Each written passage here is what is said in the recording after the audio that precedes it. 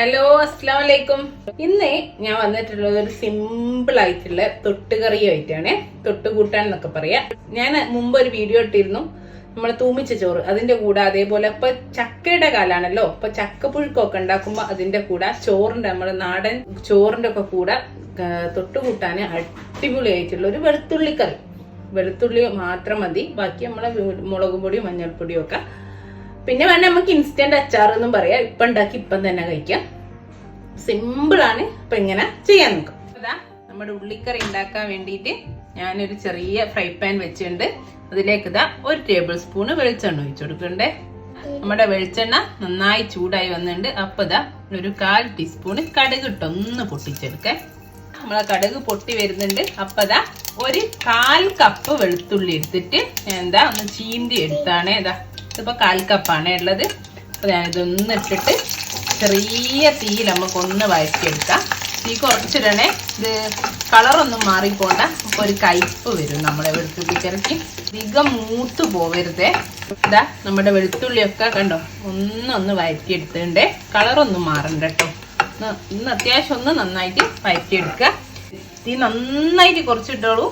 എന്നിട്ട് നമുക്ക് ഇതിലേക്ക് കുറച്ചൊന്ന് പൊടി ചേർത്ത് കൊടുക്കാണ്ട്. ഇപ്പൊ മസാലപ്പൊടികളൊക്കെ ഒരു 1/4 ടീസ്പൂണിന്റെ അടുത്ത് മഞ്ഞൾപ്പൊടി ചേർത്ത് കൊടുക്കണ്ടേ. 1 ടീസ്പൂണ് നമ്മളെ മുളക് പൊടിയാണ്, അത് എരിവുള്ള മുളക് പൊടി. പിന്നെ ഒരു കളറിന് വേണ്ടി, ഇതില്ലെങ്കിലും കുഴപ്പമില്ല, ഒരു 1/4 ടീസ്പൂണ് കാശ്മീരി മുളക് പൊടി കൂടി എടുത്തിട്ടുണ്ട്. ഇത് അപ്പൊ നല്ലൊരു കളർ ഉണ്ടാവും. ഇന്ന് വഴറ്റി കൊടുക്കുന്നുണ്ട്. അതിന്റെ കൂടെ തന്നെ കുറച്ച് ഉപ്പ് ചേർത്തി കൊടുക്കേ. കരിഞ്ഞു പോവരുത് കേട്ടോ. തീ ഏറ്റവും കുറച്ച് വെക്കുക, അല്ലെങ്കിൽ തീ ഓഫ് ആക്കുക മസാല ചേർക്കുമ്പോ, അല്ലെങ്കിൽ പെട്ടെന്ന് കരിഞ്ഞു. ഇനി ഞാൻ എന്താ ഒരു 1/4 കപ്പ് ചുടുവെള്ളം ഇതിലേക്ക് ഒഴിച്ചു കൊടുക്കാണ്ടേ. ഇനി ഇതാ നമ്മൾ ഈ വെള്ളത്തിലൊന്ന് കിടന്നിട്ട് മസാലയും വെളുത്തുള്ളിയും ഒക്കെ ഒന്ന് തിളച്ച് വരട്ടെ.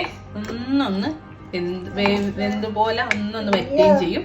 അപ്പൊ ഇനി ഇത്തിരി വേണേ തീ കൂട്ടി കൊടുക്കാം കേട്ടോ. അപ്പൊ ഇതാ നമ്മുടെ കറി ഇങ്ങനെ തിളച്ച് വരുന്നുണ്ട്. ഇനിയിപ്പോ ഞാൻ ഇതിലേക്ക് തീ കുറച്ച് വെച്ചിട്ട് 1 ടീസ്പൂണ് വിനാഗിരി, അല്ലെങ്കിൽ നിങ്ങൾക്ക് എന്ത് ചേർക്കാന്നറിയോ, ചെറുനാരങ്ങ നീര്, രണ്ടിലൊന്നും ചേർക്കാം. വിനാഗിരിയാണ് കുറച്ചുകൂടി ടേസ്റ്റ് ഉണ്ടാവുക.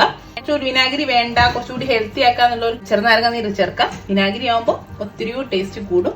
ഞാൻ എന്താ 1 ടീസ്പൂൺ വെച്ച് കൊടുക്കുക, കുറച്ച് മതി. ഇനി നമുക്ക് ഈ ഒരു സമയത്ത് നമ്മൾ ഉപ്പും എരിവൊക്കെ ഒന്ന് നോക്കാം.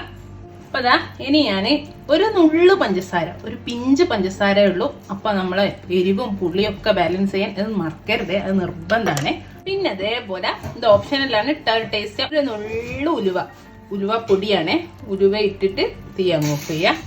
നമ്മുടെ അടിപൊളി വെളുത്തുള്ളിക്കറി ഇവിടെ റെഡിയാണ്. നമ്മുടെ തൊട്ടുകൂട്ടാൻ എന്നൊക്കെ പറയുന്ന ഇത് മതിട്ടോ ചോറിന്. നമ്മൾ അന്ന് ഒരു റെസിപ്പി ഉണ്ടാക്കിയിരുന്നു, തൂമിച്ച ചോറിന്റെ കൂടെ ബെസ്റ്റ് കോമ്പിനേഷൻ. അതേപോലെ നമ്മൾ കടുമാങ്ങ ഒക്കെ ഉണ്ടാക്കൂലേ, നമ്മുടെ മട്ടച്ചോറിനൊക്കെ കൂടെ. ഇപ്പൊ തേങ്ങരച്ച കറിയൊക്കെ ആണെങ്കിൽ ഇതുകൂടെ ഉണ്ടെങ്കിൽ അടിപൊളിയാട്ടോ. നമുക്ക് വേണേ ഇൻസ്റ്റന്റ് അച്ചാർ എന്നും പറയാം. എല്ലാരും ട്രൈ ചെയ്ത് നോക്കൂട്ടോ. ഇഷ്ടപ്പെടാത്തതായിട്ട് ആഹാരം ഉണ്ടാവില്ല. അപ്പൊ നല്ലൊരു വീഡിയോ ആയിട്ട് ഇൻഷാ അല്ലാഹ് നമുക്ക് വീണ്ടും കാണാം. Thank you.